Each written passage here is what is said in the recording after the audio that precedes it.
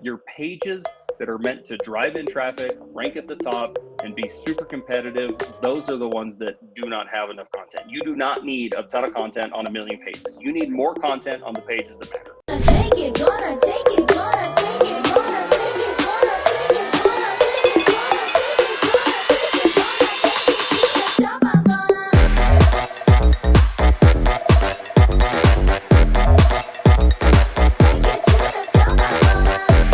Welcome everyone to another Road to Ad World. I have Jon Bennion with Online Marketing Gurus. Welcome.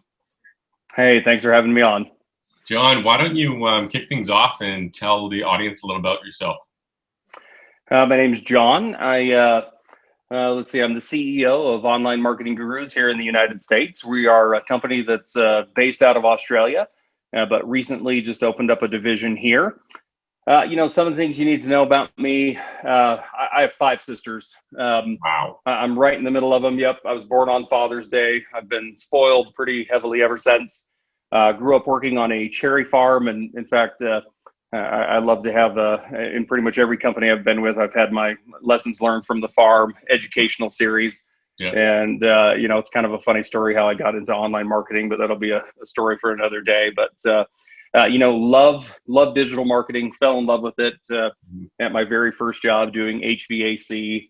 And this was 15 plus years ago, and people were just starting to Google, and I've been doing it ever since, Were you doing lead gen then for HVAC?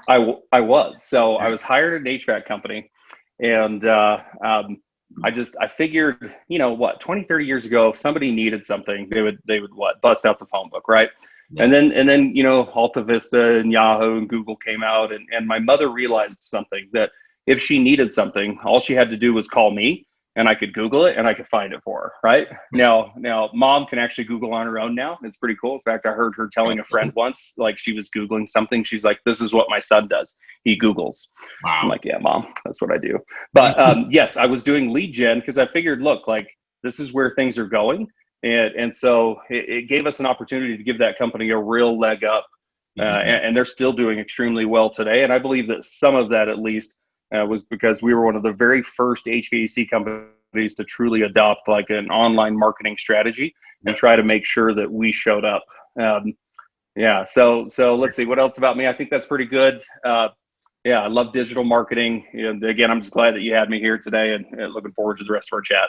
Well, it's a pleasure. So I'm curious, Online Marketing Guru. So what was the inception like in Australia? Because it just exploded. How did it come to be? How did the company come to be?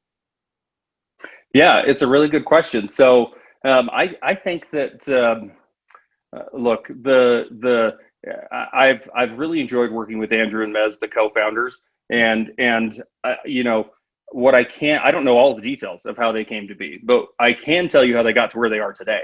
Okay. And that's because they have an exceptional ability to hire great people and build a good team. Mm-hmm. And so I think it started off with Andrew having this vision of having, worked for other companies and just seeing that it just wasn't like, they just weren't delivering great service and great product. And he thought, I want to deliver great service and great product. Mm-hmm. And he found Mez, and Mez is one of the smartest guys you'll ever meet. He's very data driven. He's very process driven. And so together, Andrew had the vision, the passion. Mez had like the hard just know-how, and they created just this fantastic company and knew when to bring in new people and let them help. And I'll tell you, one of the things that floored me when I joined the company was, one of the first things I did, I asked for some case studies. Hey guys, like show me some case studies. Let's see what we've been able to do. And the head of growth, Saf, he said, "Okay, yeah, we've got a few. Let me send you over our deck of case studies. 415 case studies. Whoa, they 415 case studies. Yeah, and so time to produce that many case studies. Marketing and sales. I think they gave the sales guys a good template and they ran with it. Right. Yeah. So anyhow, I hope that answers the question. I am the new guy, in the company. And so, Mez would probably have had a little bit more detail into that one, but I think that's a pretty good synopsis of how they just grew so fast. They just had that perfect combination of the visionary who wanted to do it right, and then the guy that just knew the nuts and bolts and could deliver. Right.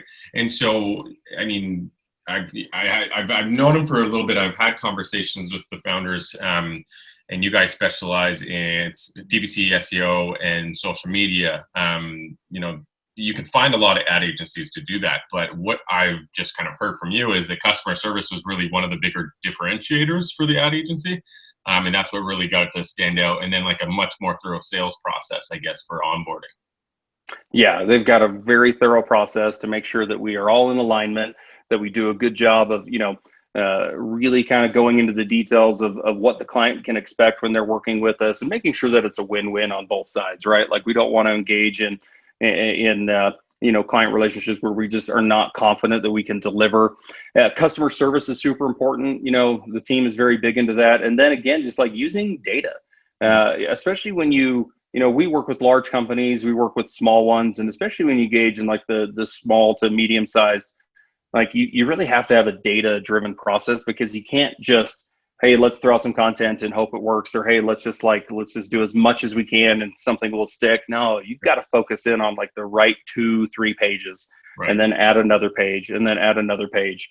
And you've got to be able to communicate that clearly, that vision, with the client, so that they can really make sure that everybody's aligned. And I think you said it great. Yeah, customer service. And then I just, again, want to mention the data. Like, these guys spend a ton of time just looking at information and asking themselves what worked, what didn't work, how do we do more of the stuff that did work. And I think that's helped the clients out quite a bit. Yeah. So as you're discussing it, clearly I've got tons of case studies. You've had tons of clients. So who is your ideal client? Who are you mainly going after, and who are you saying no to? Yeah, it's a good question. So our ideal client is somebody who, like e-commerce is a great fit for us. We have had just some incredible success with some of our e-commerce clients. So I would have to put that towards the top of the list. And I would say that, like, clients that they've started, they have a little bit of traction, but they just are not sure where to go next, or they just can't, maybe they've plateaued with some of their online rankings or traffic, or maybe even had a bad experience with another agency. Look, like, as a general rule of thumb, we know that if you have a decent product, okay, and if you're good at SEO, if you're good at ads, like, you can grow and you can scale. Mm-hmm. And so if you have a great product, all right, and that's not what's keeping you from growing, then you're a good client for us. Okay. And now clients that aren't a good fit, I mean, I would say it's probably similar to other companies. I mean, look, you have to have enough to invest. There's this exactly, and that's just a cold hard reality, right? Like, we don't, it hurts me to say that, but look, too often I see companies underinvest in their online marketing channels, and it actually prohibits their growth. Let's talk ads for a second. You know this better than anybody. Like, there's almost this magic point where you have to invest enough so that you can learn quickly what doesn't work. And put a little bit more money into the stuff. You are. And if you're not willing to put enough money into that, that data buying process, then you're just never going to be successful. And you have to, a little bit bigger budget, more money spent towards it, means that you'll fail a little bit faster. But that's how you learn what works, right? So anyhow, I would say that those are the companies that, look, we're willing to work with smaller businesses, no doubt. But we need enough that we actually have a reasonable chance of success. And so what are the so say a company comes and they're in that sweet spot, and you take them on. What are some of the most common issues that they come to you with? Like, what are some of the quickest wins for you guys to tackle right out the gate, so that they can realize, okay, this is an agency that I can work with? Like, what are some of the quicker wins for you guys? Great question. Let's chat the SEO stuff at first. So with SEO, there's a lot of things that we've been hearing about SEO for a few years that I don't know why, but for some reason we're still, as marketers, as SEO practitioners, we're still not taking seriously enough. Like, we've heard about content. You need content. Almost nobody has enough content. Now, I say that, and it's interesting, because if you look, there's stats out there that say like 96% of all the content created never gets read. And so there's too much content, right? They're not wrong. There is too much content, but your pages that are meant to drive in traffic, rank at the top, and be super competitive, those are the ones that do not have enough content. You do not need a ton of content on 1 million pages. You need more content on the pages that matter. Right. And yet still, over and over and over, I'm seeing people's best pages, way too little information. Right. And so adding content. The other thing is to refresh that content. Let's say that you have a page that historically has had pretty good traction, you've gotten good rankings, but it's been going down. Okay, I am, again, I'm born and raised, like, grew up on a farm, working on a farm. I like to keep things simple. And when I go to Google and I type in a question, what I'm really doing is I'm asking them a question. It's their job to give me the best possible answer. Okay. If you see your rankings dip, it's simply because somebody else is a better answer. And most likely it's because that content, you need to go back and make it a little bit better. They used to see you as a better answer. Right. So refreshing that content is probably not going to be nearly as hard as what the clients might think. Yeah. And so that's another quick win. Some on the technical side, schema. I'm going to, during the conference, our presentation, I'm going to talk quite a bit about schema. Okay. and the, structured markup and the difference that's making for a lot of our clients. And again, it's still severely underutilized. And then almost like a refresher into some of the basics. From the ad side, I'm still amazed at how much money is spent on ads that never convert and how much people don't care. Yeah, going through that with a fine comb, for sure. Yeah, so I mean that's a long answer. Those are some of the quick wins, though. A little bit more content on the right pages, refreshing some of your older content, adjusting your schema, or setting it up in the first place, and then just a little bit, be a little bit more careful on your ads, and stop spending money on campaigns and keyword groups that have never converted. Yeah, wise, sage advice. Why don't you give us a little bit of a rundown of the presentation that you'll be discussing at AdWorld? Yeah, so what I want to do is I want to talk. I almost feel like I just did.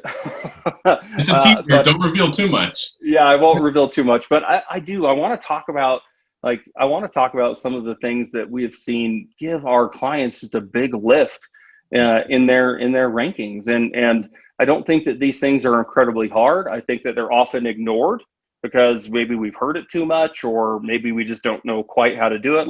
I still feel like there's a lot of I say schema, or structured markup, or rich snippets. I mean, how many names can you have for this stuff? And yet, like, do you have frequently asked questions schema? Do you have like it's that sort of thing that I want to go into. Like, what are some of the things that you've maybe heard about that you're ignoring? And I want to show why you shouldn't ignore them, because it's actually helping people see significant jumps in their traffic. So I love the tease. You held back a little bit, so didn't give away too much. No, you're dancing a fine line there. That's perfect. Well, thank you. Appreciate your time, and I know everybody else is going to be excited to go see your presentation at AdWorld for November 2nd. Thank you again, Online Marketing Gurus, and thank you for your time, Jon. Hey, thank you so much. Again, pleasure to be here. Really looking forward to the conference. Cheers.